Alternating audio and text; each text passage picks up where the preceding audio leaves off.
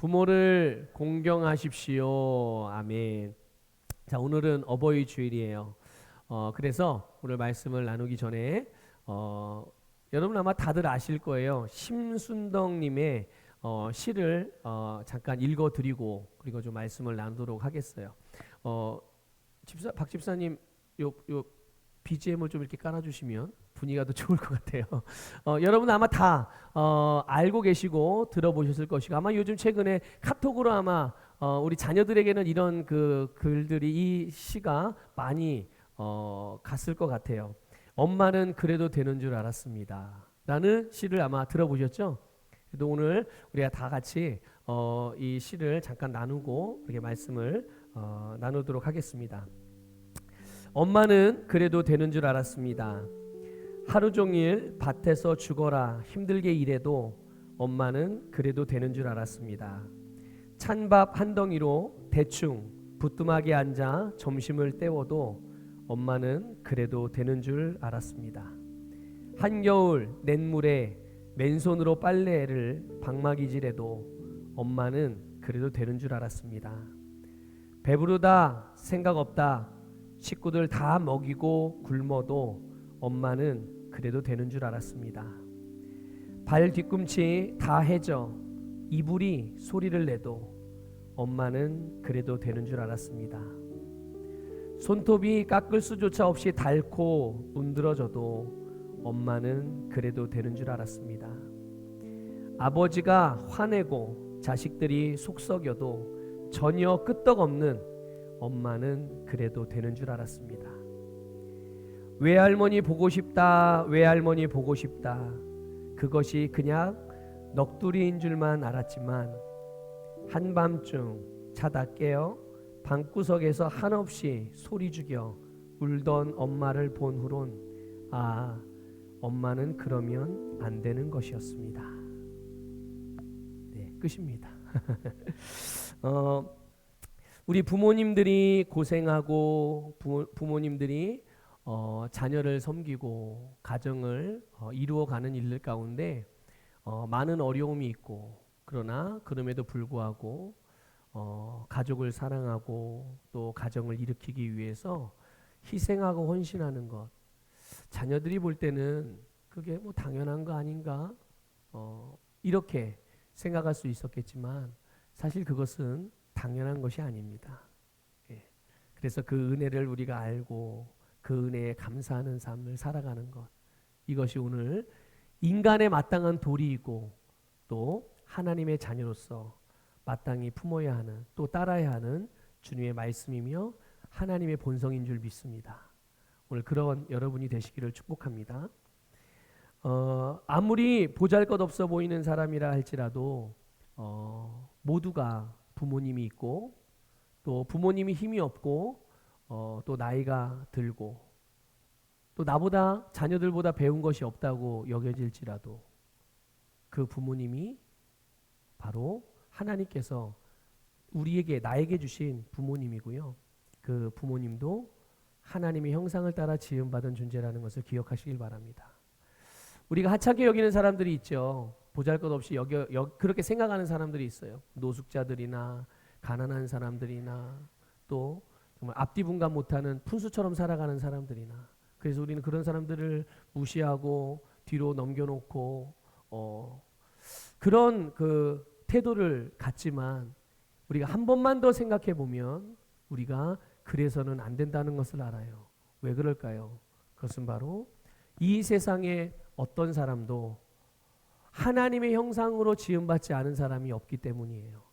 뒤집어서 말하면 모든 사람 심지어 갈 곳이 없어서 몸둘 곳이 없어서 정말 서울역 앞에서 서울역 지하도에서 서울역 그 대합실에서 몸을 누이고 잠을 자며 그곳에서 생활하는 사람이라 할지라도 하나님의 형상으로 지음받았다는 것을 여러분들 기억하셔야 해요. 그래서 우리는 살아가면서 어떤 사람도 무시하거나 또 외면하거나 비웃거나 이것은 오늘 우리의 삶의 태도가 아니라는 것을 기억하시고 그래서 모든 사람을 존중하는 우리 서부교회 모든 성도님들 되시기를 주님의 이름으로 축복합니다. 오늘 하나님께서요, 이 땅에 나라는 사람을 존재하게 하시기 위해서 생명의 통로이자 사랑의 통로이자 존재의 통로로서 우리의 부모님을 택하셨다는 것을 믿으시길 바랍니다. 바로 그래서 이 땅의 모든 사람은 부모님을 통해서 이 세상에 존재하게 된 거예요. 제가 예전에 한번 몇 번 말씀드렸던 것 같아요. 한참 반항기가 왕성할 때 저희 아버지에게 그런 반항을 한 적이 있어요. 이제 워낙 또 그 가난했기도 했고 또 그러면서 동시에 또 제가 그 시절에 이제 사춘기를 겪고 있던 시절이라 여러 가지 저 나름대로의 스트레스도 있었거든요. 어려움이 있었고. 그래서 한다는 말이, 그러니까 부모님에게는 사실 해서는 안 되는 말이었는데 차라리 낳지를 말지 왜 낳아서 나를 이렇게 힘들게 하냐, 이런 표현을 저희 아버지에게 했어요. 뭐 어머니는 이제 같이 살고 있지 않았기 때문에. 그러면서 아버지의 마음에 대못을 박은 사건이 지금도 기억이라고, 아마 제가 죽을 때까지 그런 기억은 아마 지워지진 않을 것 같아요. 그런데 어쨌든 그러나 하나님께서 아무리 부족해 보이고 아무리 보잘것없어 보여도 그 부모님들을 통해서 오늘 우리가 이 땅에 존재하게 하셨다는 것을 믿으시기를 축복합니다. 그래서 사람의 모든 존재, 사람의 모든 관계는 여기에서부터 시작되는 거예요. 부모님으로부터 태어난 부모와 자녀와의 관계에서 시작됩니다. 그래서요, 여러분, 하나님께서 사람에게 주신 계명이 있잖아요. 특별히 사람과 사람과의 관계 안에서, 수평적인 관계 안에서 하나님이 인간에게 주신 첫 번째 계명이 뭔지 아십니까? 예, 그게 바로 부모를 공경하라요. 부모를 공경하라. 내 부모를 공경하라. 그리고 이 말씀을 따라서 살아가는 사람들에게 하나님이 약속해 주셨어요. 그러니까 부모를 공경하는, 하나님의 말씀을 따라 부모를 공경하는 사람에게 주신 약속, 그게 신명기 5장 16절인데요. 이렇게 되어져 있어요. 그리하면 내 하나님 여호와가 내게 준 땅에서 내 생명이 길고 복을 누리리라. 아멘.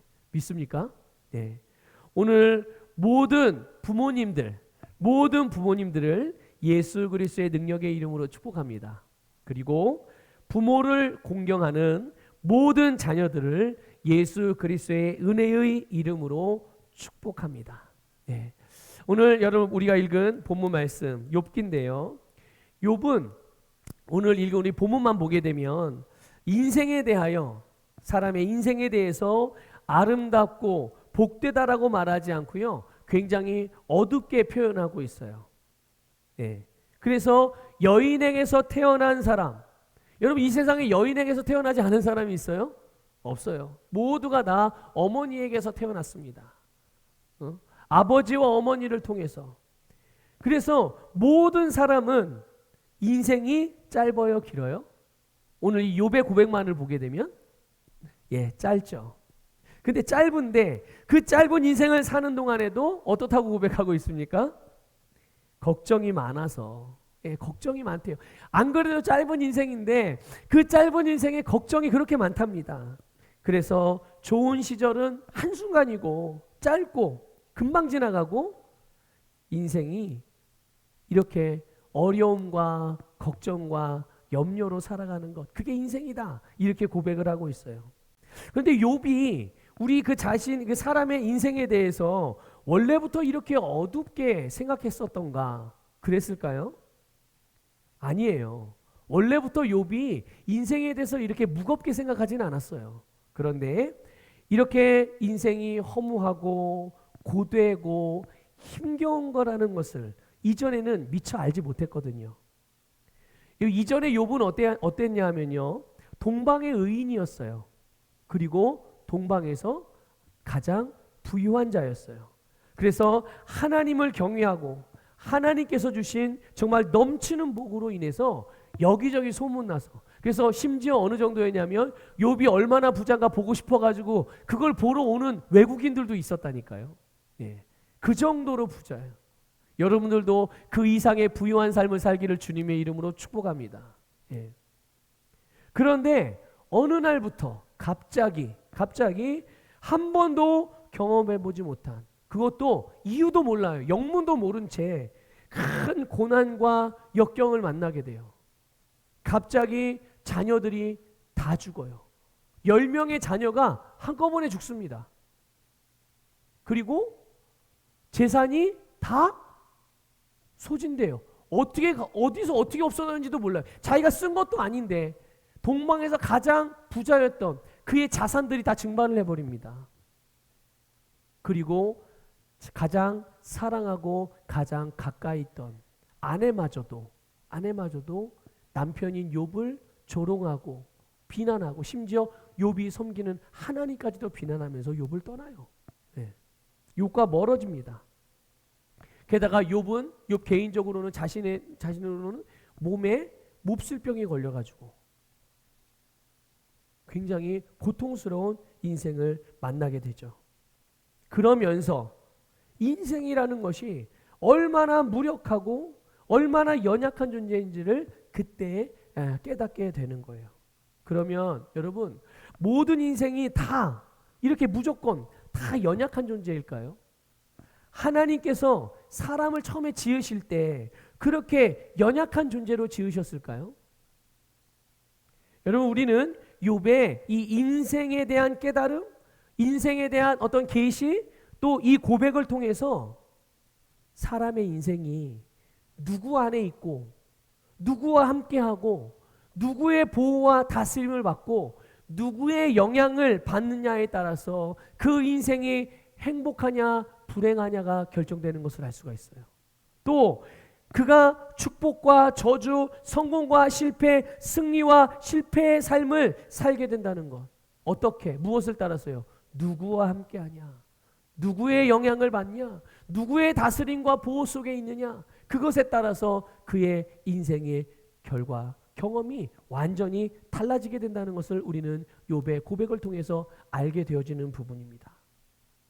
욥이 동방의 의인으로서 하나님을 경외하면서 하나님의 보호하심과 하나님의 돌보심과 하나님의 인도 아래, 욥의 편에서 보자면 욥이 믿음으로 하나님을 아름답게 섬기면서 그 하나님의 은혜 안에 거하고 있을 때, 그때는 늘 승리하고 늘 부요했고 늘 축복을 경험하면서 살았어요.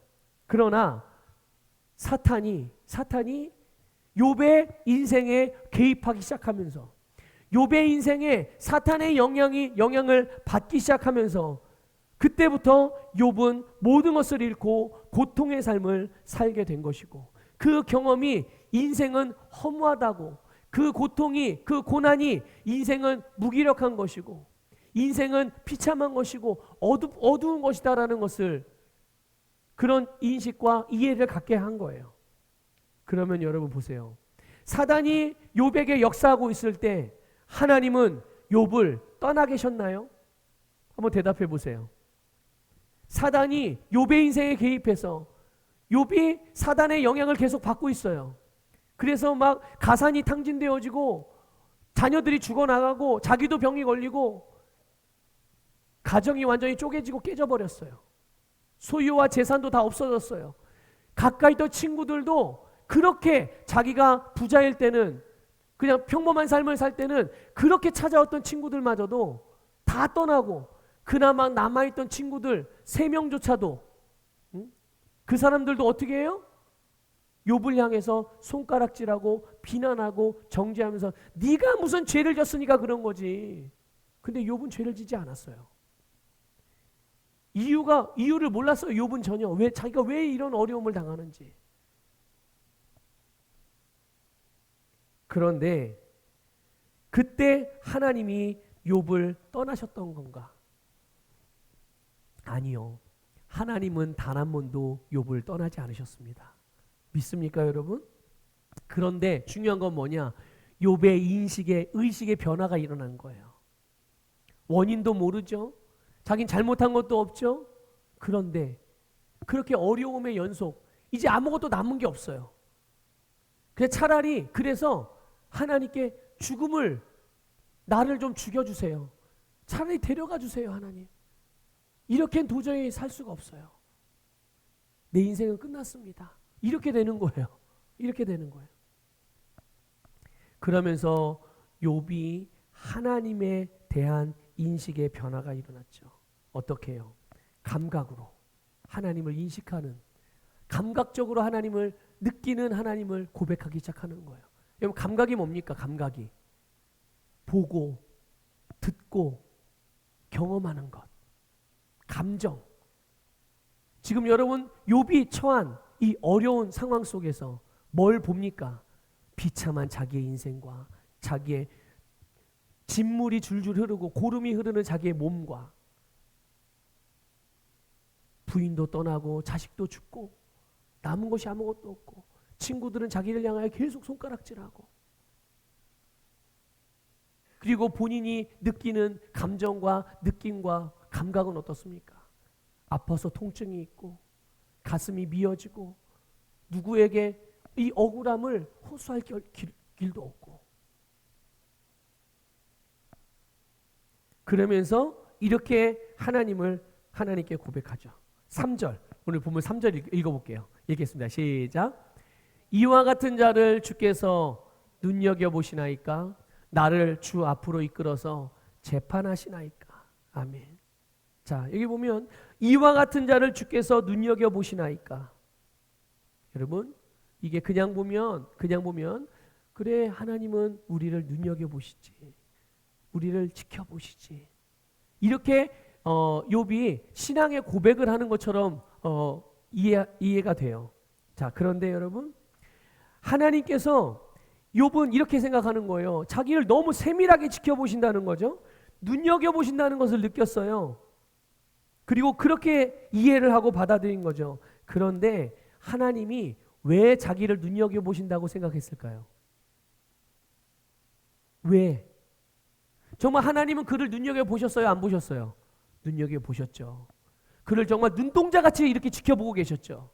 그를 세밀하게 관찰하고 계셨죠. 그런데 왜요? 왜? 욥이 느끼기는 그랬던 거죠. 내 허물을 찾아서 재판하려고, 정죄하려고, 심판하려고, 내 죄와 허물을 찾아서 꾸중하시고, 그래서 하나님이 자기를 살피는 것을 감시하고 통제하고 재판하기 위해서 하나님이 나를 지켜보시는구나, 나를 혼꾸녕 내기 위해서 그렇게 지켜보시는구나. 내가 허물이 많으니까, 내가 죄가 많으니까, 내가 이렇게 연약한 존재니까 하나님이 그걸 모르는 게 아니지, 하나님이 알지. 그래서 내가 죄를 짓나 안 짓나, 내 약점이 뭔가 하나하나 살펴서 그거를 하나하나 들춰내서 나를 심판하기 위해서 하나님이 지켜보시는구나, 이렇게 느끼고 있었던 거예요. 욥이 이런 어려운 고난을 당하기 이전에는 한 번도 하나님에 대해서 이렇게 생각해 본 적이 없어요. 그런데 고난을 겪으니까, 이 고난을 정말 믿음으로 잘 이겨내고 견뎌내면 이것은 큰 유익이긴 한데, 지금 이 순간만큼은 욥에게 있어서 하나님은 인자하고 사랑 많고 좋은 하나님이 아니에요. 그렇죠? 하나님은 인자하시고 온유하시고 사랑이시고 선하신 하나님이신데, 그 본성이 변함이 없으신데, 그 하나님을 향한 인식이 욥에게서 변화가 일어난 거예요. 어떻게 해요? 자기가 당하는 경험, 자기가 지금 겪고 있는 어려운 일들, 자기가 느끼는 느낌, 자기가 보고 있는 어떤 현실적인 삶, 그런 감각을 통해서 하나님을 보고 듣고 느끼는 이 느낌에 의하면 하나님은 더 이상 선하신 하나님이 아니에요. 하나님은 더 이상 나를 아껴주시고 보호하고 지키시는 분이 아니에요. 나를 심판하기 위해서, 내 죄와 연약함을 찾기 위해서 두 눈을 부릅뜨고 나를 지켜보시는 분. 이렇게 하나님에 대한 인식에 그런 오류가 생긴 거죠. 제가요, 종종 우리 아들 방에 들어가요. 왜냐하면 이제 제 옷 서랍이 아들 방에 있어요. 그래서 이제 그 제 옷을 꺼내기 위해서 아들 방에 들어가거든요. 근데 들어갈 때 대체적으로 아들이 핸드폰으로 뭐 게임을 하고 있든지 컴퓨터로 유튜브를 시청하다니 게임을 하고 있어요. 한번 10번 들어가면 한 8번, 9번은 그런 걸 목격하는 것 같아요. 예. 그러면 제가 뭐라고 그러겠습니까? 들어갈 때마다 야 그만 좀 하고 네 할 바를 좀 해라. 그렇게 얘기를 하면 아들은 항상 늘 똑같은 대답이에요. 어떤 대답이 아니 방금까지 내가 공부하다가 밤까지 내가 인터넷 강의 듣다가 지금 막 쉬려고 이제 딱 틀었는데 이제 잠깐 쉬려고 딱 핸드폰을 들었는데 꼭 그때 아빠가 맞춰서 들어온다는 거예요. 자, 근데 이거는 국룰인 것 같아요. 자녀와 부모 사이에서. 저도 옛날에 그랬거든요. 저도 옛날에 공부를 열심히 나름대로 하고 딱 마치면 그때 아버지나 고모님이나 또 할머니가 와가지고 야 공부 좀 해라. 그러면 저도 그랬거든요. 아니 꼭 할머니는 아니고 고모는 꼭 내가 이제 할 거 다 하고 잠깐 쉬려고 딱 뭘 하면 그때 들어와가지고 꼭 공부하라 그런다고. 뭐 제 때나 제 아들 때나 아마 이거 주님 오실 때까지 변하지 않을 것 같아요. 자, 그런데 이제 제가 이 말씀을 드리는 거는요. 자녀들이 그 부모님들이 자기들에게 해주는 권면이라든지 또 이 돌봄 이거를 간섭, 잔소리, 감시로 느끼는 경우가 많은 것 같아요. 네. 그런데 만약에 자녀들이 그런 부모님의 권면이나 심지어 잔소리를 할지라도 그리고 그 돌봄들 하나하나 부모님이 자기를 향하여서 어떤 마음으로 자기를 돌보고 어떤 마음으로 자기에게 말하는지를 조금이라도 헤아려만 본다면 그 마음을 조금이라도 알기만 한다면 그것을 그냥 단순히 감각이나 감정적으로 받아들이지는 않을 것 같아요. 그렇죠? 그러면 그거는 뭐 어린 우리 학생들을 둔 부모님과 자녀와의 관계에서만 그럴까요? 아니요.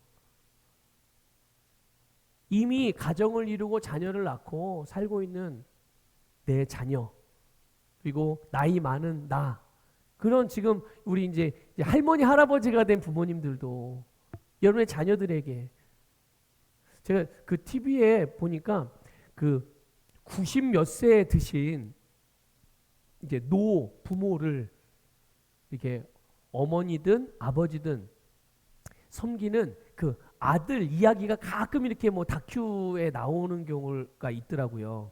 채널을 돌리다가 그런 걸 한 번 이렇게 언뜻 보거든요. 근데 그 아들이 나이가요 70이에요.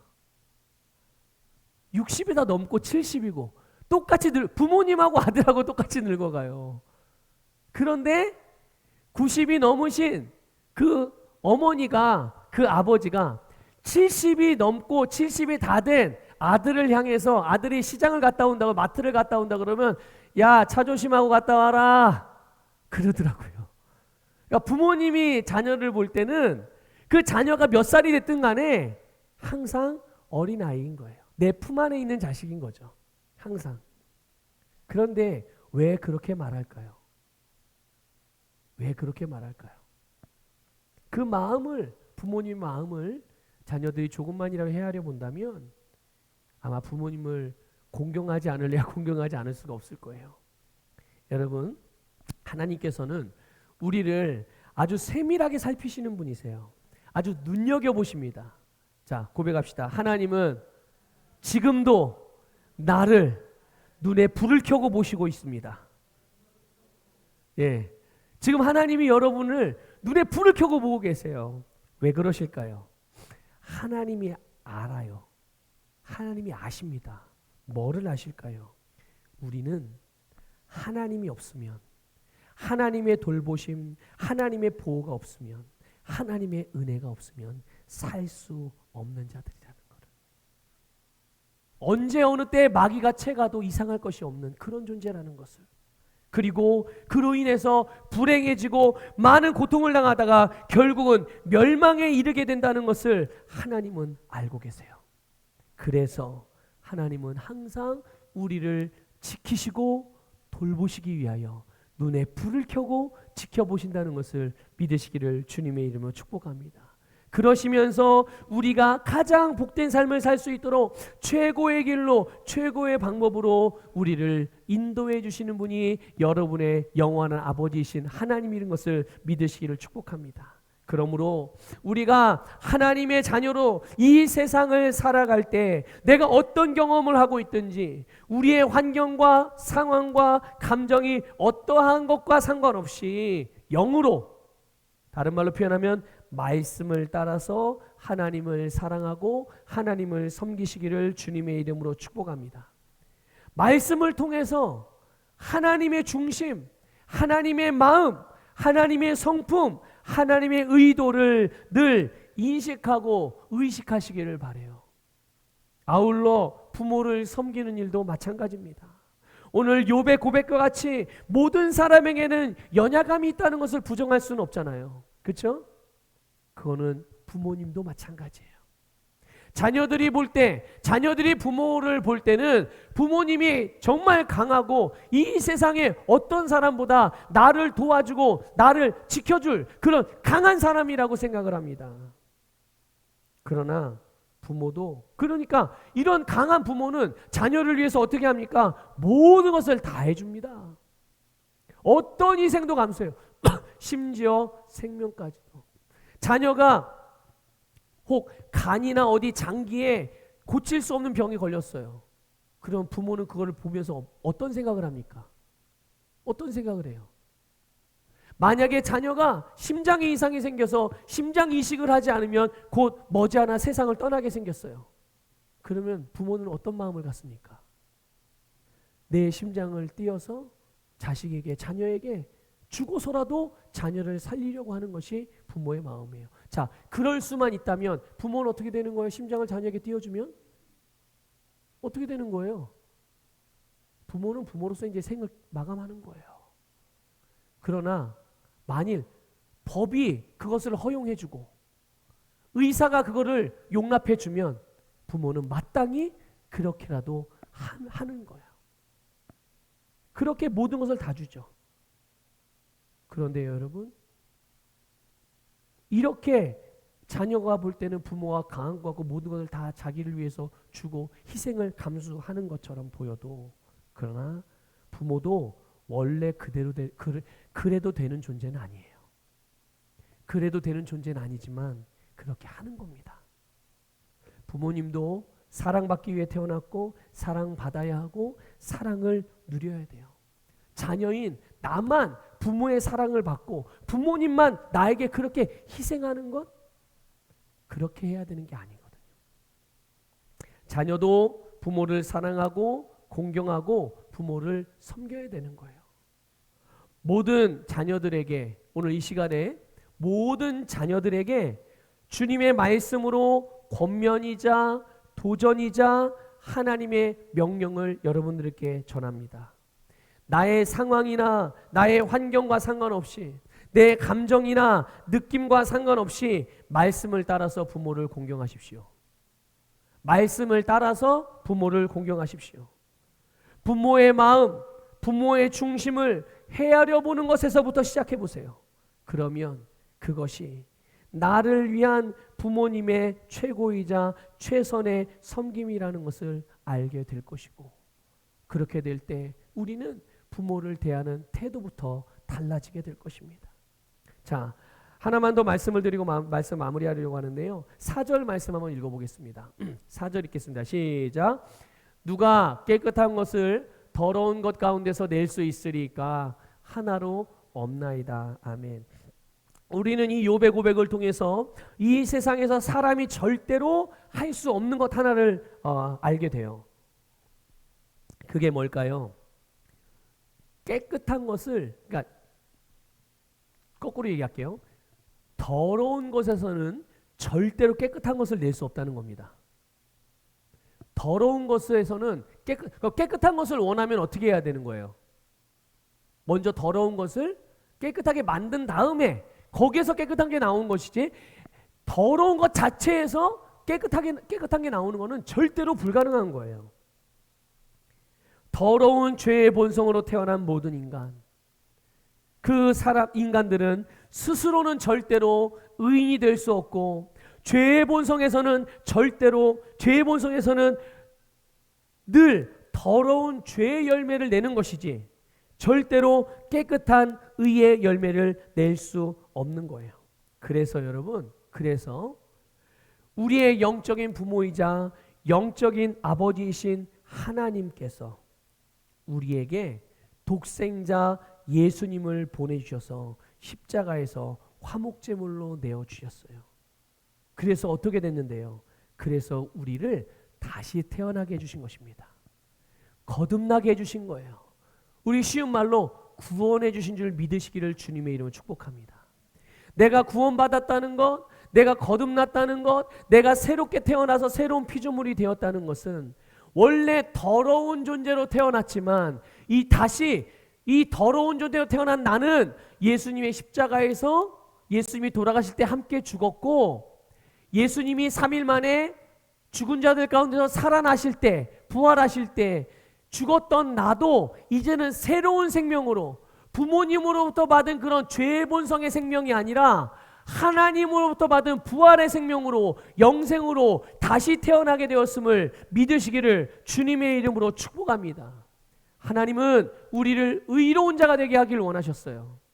우리를 새롭게 하기를 원하셨어요. 그런데 죄의 본성으로 태어난 그대로 놔둔 채 우리를 새로운 열매를 맺게 할 수 없으니까, 의인이 되게 할 수 없으니까 우리를 어떻게 하신 거예요?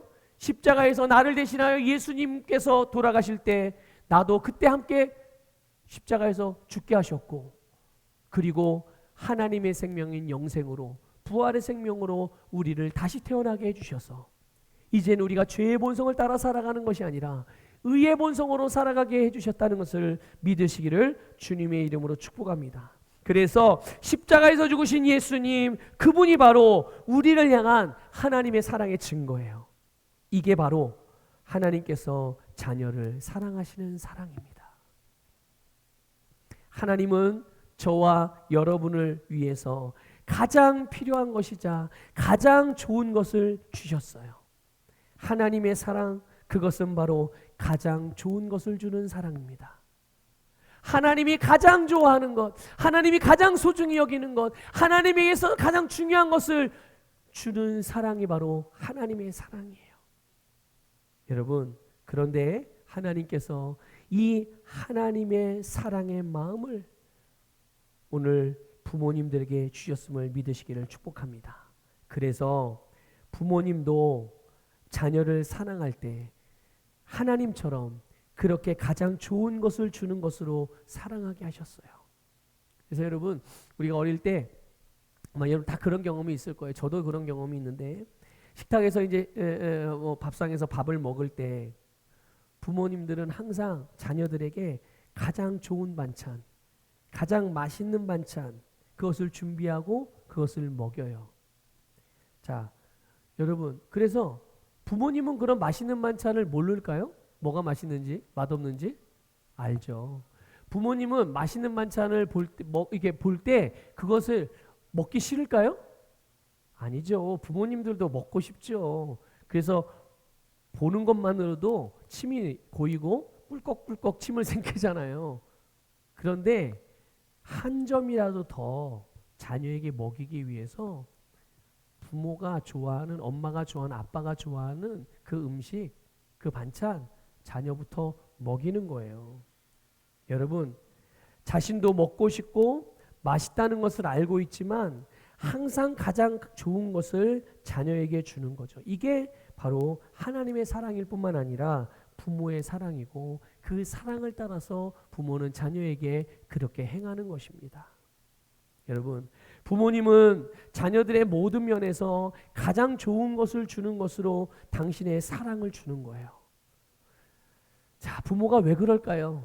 왜 자기에게 있는 가장 좋은 것, 누가 봐도 아까워할 만한 건데 그거를 왜 아까워하지도 않고 그냥 덥석덥석 자녀들에게 주는 걸까요? 여러분, 너무 상투적으로 들리는 것 같지만, 상투적으로 들리는 거지만 정답이죠. 진리이죠. 무엇 때문입니까? 사랑하기 때문이에요. 여러분, 사랑이 그런 겁니다. 사랑이 원래 그런 거예요. 그래서 성경은 사랑을 말할 때 그렇게 표현합니다. 자기의 유익을 구하지 않는 거다. 이 말은 뭐예요? 다른 사람의 유익을 구하는 게 애초 사랑의 속성이에요. 사랑한다고 하면서 자기 먼저 챙기는 건 사랑하는 거 아니에요. 거짓말 하시면 안 돼요. 내 거 먼저 챙기고 자기중심적으로 살면서 남편이 자기 먹을 것만 챙기면서 아내 보고 사랑해 여보, 거짓말입니다. 사랑 아니에요. 착각하시면 안 돼요. 아내도 마찬가지죠. 남편 보고 사랑해 그러면서 아내가 자기 것 뒤로 다 챙겨놓고서 남편 사랑해, 거짓말이에요. 본인도 그게 사랑인 줄 알고 있지만 절대로 사랑이 아닙니다. 사랑은 다른 사람의 유익을 구하는 거예요. 심지어 내가 손해를 볼지라도 다른 사람을 성공시켜주고 다른 사람을 유익하게 해주고 다른 사람을 살려주는 것이 하나님의 사랑이요, 그게 진짜 사랑이고 우리가 받은 사랑인 줄 믿으시기를 주님의 이름으로 축복합니다.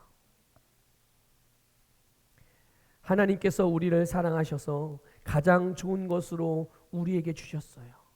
그것으로 우리로 영생의 풍성한 삶을 살 수 있게 준 거죠. 부모님의 가장 좋은 것을 부모님이 자녀에게 줌으로써, 나에게 줌으로써 지금 우리 자신이 있게 된 줄 믿으시기를 축복합니다. 가끔 저도 이제 그럴 때가 있거든요. 근데 지금에서 생각해 보면 그래, 이게 다가 아닌데 이런 생각을 해요. 이제 나이가 한 살 한 살 먹고 보니까, 또 제가 부모의 위치에 와 보니까 이제 그걸 조금씩 알게 되는데, 뭐냐면 이 자녀라는 존재들은요, 뭔가 좋은 일이 일어나면 지가 잘해서 된 줄 알아요.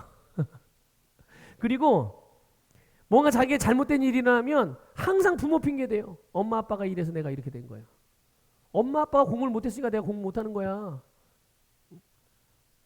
엄마 아빠가 가난하니까 내가 이 모양 이 꼴인 거야. 내가 앞에 미래가 없는 거야. 이따위 소리를 하는 거라고요. 그런데 여러분, 부모님의 사랑을 먹고 자라는 것이 자녀들이거든요. 자녀는 부모님이 가장 좋아하고 부모님이 가장 소중하게 여기는 그것을 받아서 그것으로 섬김을 받고 그것을 통해서 오늘의 내가 있다는 것을 여러분들 깨달으시기를 주님의 이름으로 축복합니다. 그래서 이제부터는 모든 자녀들이 하나님으로부터 받은 가장 좋은 예수 그리스도, 그분의 사랑, 그리고 육신의 부모로부터 받은 가장 좋은 것들로 인해서 이제 하나님을 그리고 부모님을 말씀대로 공경하며 섬기시기를 주님의 이름으로 축복합니다. 내가 가장 좋은 것을 받았어요. 하나님으로부터. 그 가장 좋은 것을 하나님을 섬기십시오. 내가 부모님으로부터 가장 좋은 것을 받았어요. 그 받은 가장 좋은 것으로 부모님을 섬기세요. 그리고 이제 자녀가 항상 자녀의 신분으로만 있는 건 아니죠. 그도 어느 날은 부모가 돼 있어요. 그렇죠? 그렇다면 이제 부모가 된 자녀들이 부모가 되면 여러분들도 가장 좋은 것으로 여러분의 사랑을 풍성하게 주시기를 주님의 이름으로 축복합니다. 여러분, 말씀을 따라서 부모를 공경하는 그리스도인들, 하나님께서 주신 그들의 세상에서 장수하되 축복의 삶으로 장수하고 누리게 된다는 것, 이것은 하나님께서 부모를 공경하라는 말씀을 따라 행하는 자들에게 주신 하나님의 약속이고, 그 약속이 예수 그리스도를 통해서 이루어졌으니 우리는 그분의 말씀을 따라서 행하기만 하면 부모를 공경하는 모든 그리스도인들은 하나님께서 여러분에게 주신 세상에서 장수하되 정말 하나님이 주신 모든 복을 풍성하게 누리며 장수하는 아름다운 삶을 살아갈 수가 있어요. 우리 안산서부교의 모든 부모님들, 안산서부교의 모든 자녀들 모두가 이 복을 누리시기를 주님의 이름으로 축복합니다.